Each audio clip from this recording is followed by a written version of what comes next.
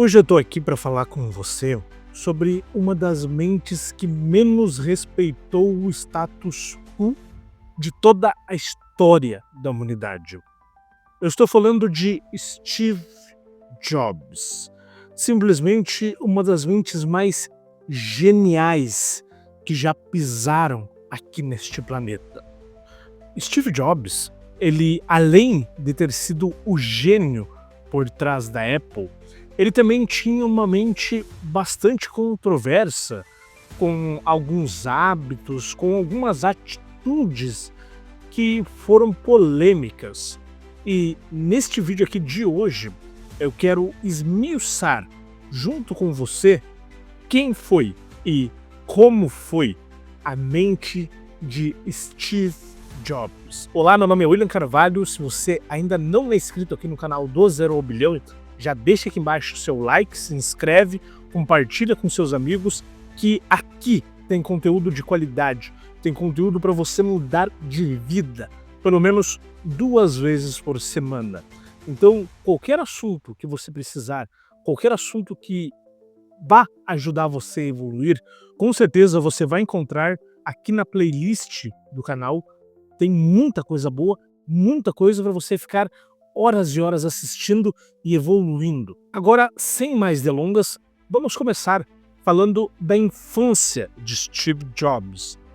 O Steve, para quem não sabe, ele foi abandonado pelos pais biológicos, ou seja, foi entregue para adoção pelos pais biológicos e cresceu em uma família adotiva, onde ele era filho único e recebeu sim muito amor, muito carinho dos pais adotivos, mas sempre, desde cedo, Steve sentiu que faltava algo dentro dele.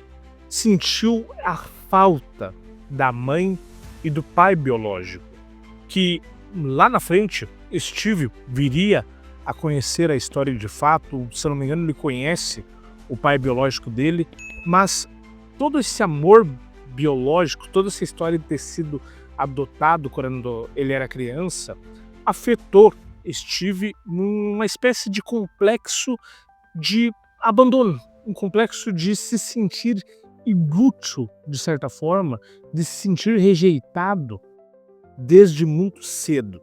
Só que, mesmo com esse complexo de rejeição, Steve não era normal. Desde muito cedo, ele sempre teve hábitos, ele sempre teve ideias que desafiavam o convencional, que desafiavam o comum.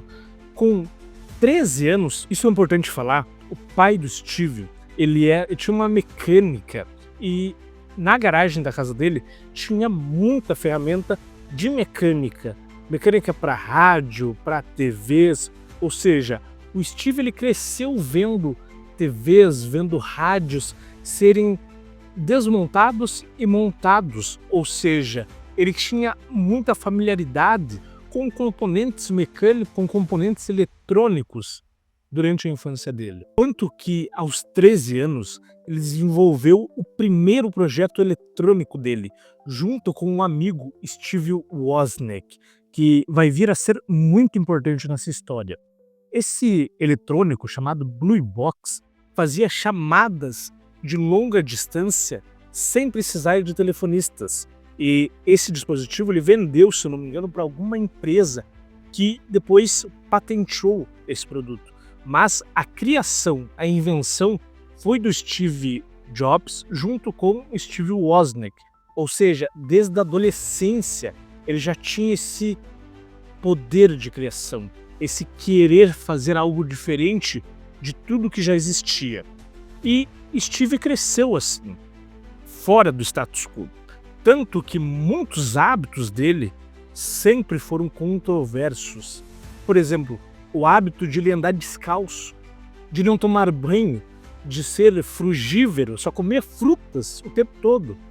Vários hábitos que as outras pessoas achavam estranho e que para o Steve era uma maneira de viver diferente, era uma maneira de ele ter o próprio meio de existência, de ele saber o que ele queria e quem ele seria.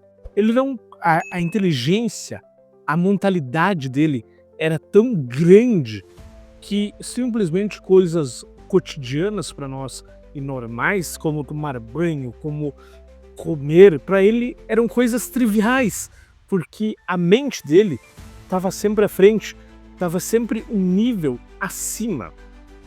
E aí, um belo dia, quando ele chega na casa do Steve Wozniak, ele vê algo que mudaria a vida dele e de todo o universo, de todo mundo, dali a alguns anos. Para quem não sabe, até aquela época, os computadores eles eram somente usados por grandes empresas. Eram máquinas gigantescas, eram placas enormes que as pessoas comuns, eu, você, não usaríamos em casa. Não tinha como nós ter como usar um equipamento tão grande, tão complexo em casa.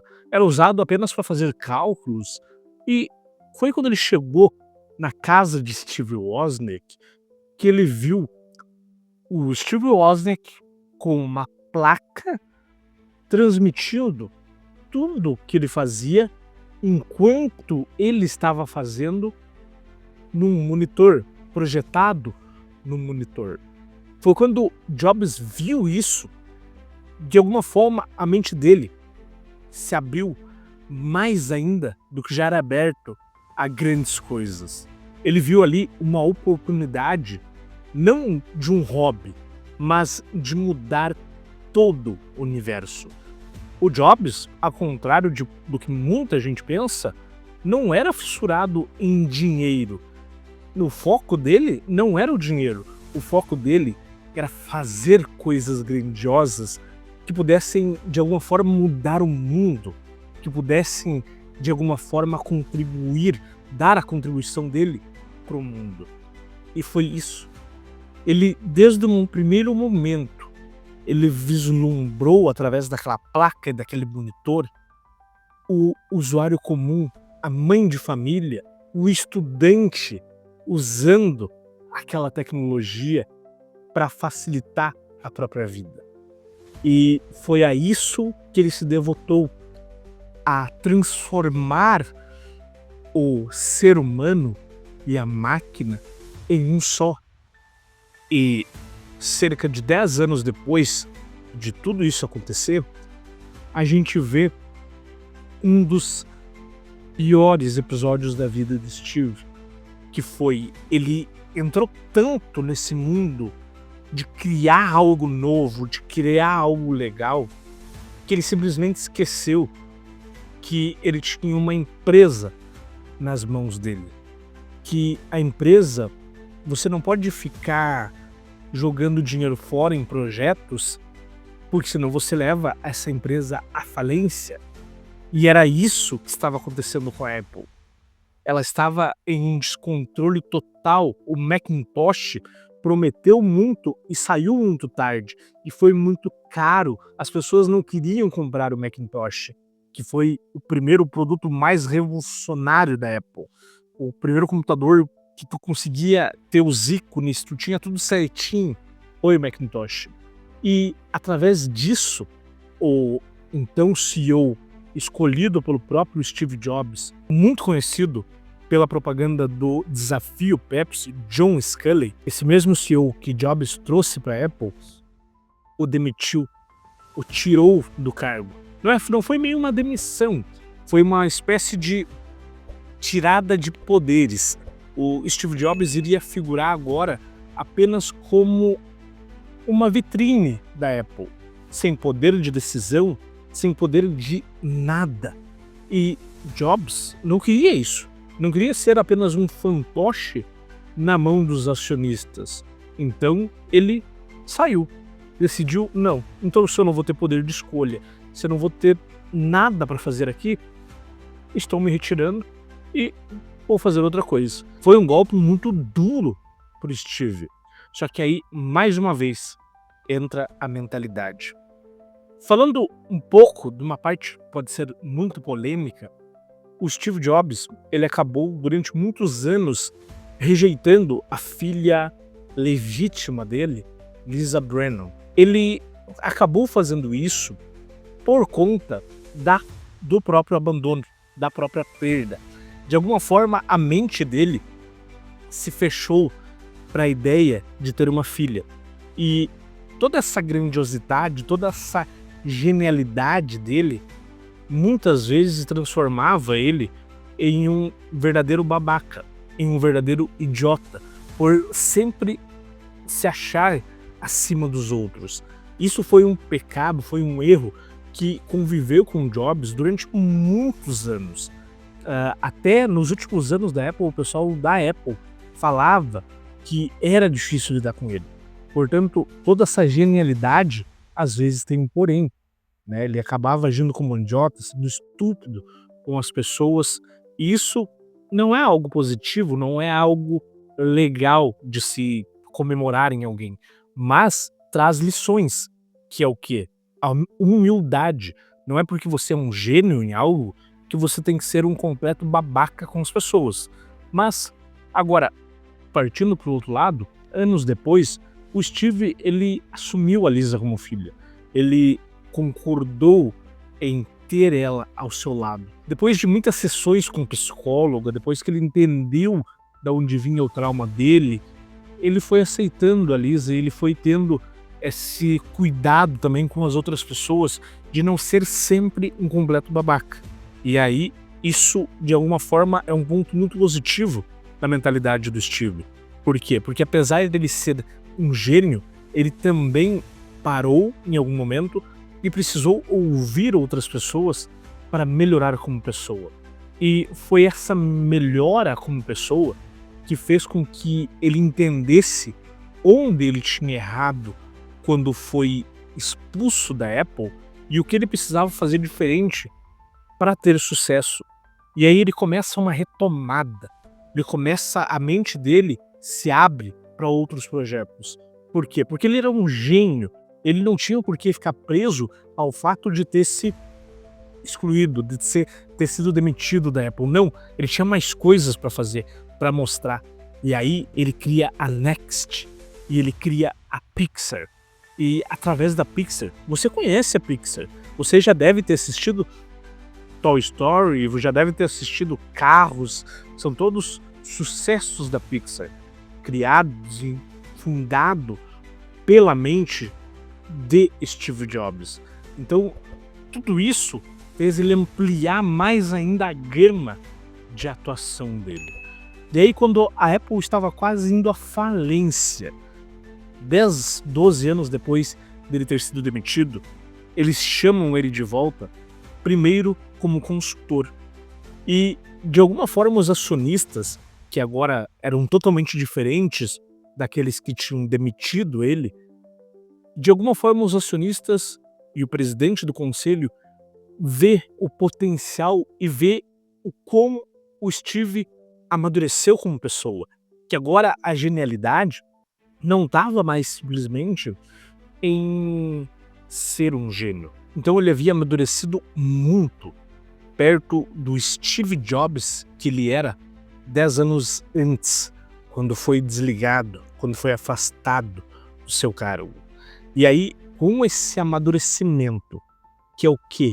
Esse amadurecimento foi ser um líder mais acessível, ouvir mais as pessoas, apesar da própria genialidade, saber que outras pessoas também têm ideias, saber que outras pessoas também podem contribuir para o crescimento da empresa, para fazer a coisa andar. E também a ideia da simplificação, porque a Apple, quando Steve Jobs volta, estava se atirando para tudo que é lado, estava tentando tudo com inúmeros produtos. E adivinha? Todos eles fracassando. E a primeira atitude do Steve foi reduzir os acionistas, foi reduzir a quantidade absurda de produtos e focar em uma linha nova. E a partir daí, fazer a coisa acontecer, fazer a coisa andar. E ele começa a ouvir as pessoas da empresa, a entender quais eram as ideias que elas tinham para Apple, o que elas achavam da Apple. E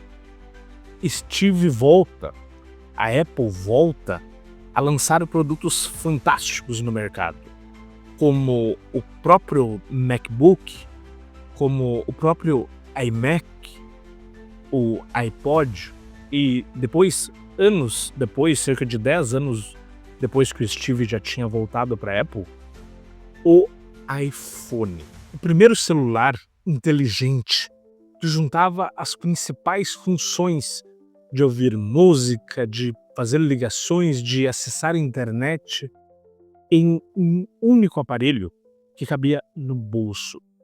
E tudo isso revolucionou uma indústria que segue até os dias de hoje, crescendo muito e mudando muito a vida das pessoas, mudando muito a forma como você enxerga o mundo, a forma como eu enxergo o mundo.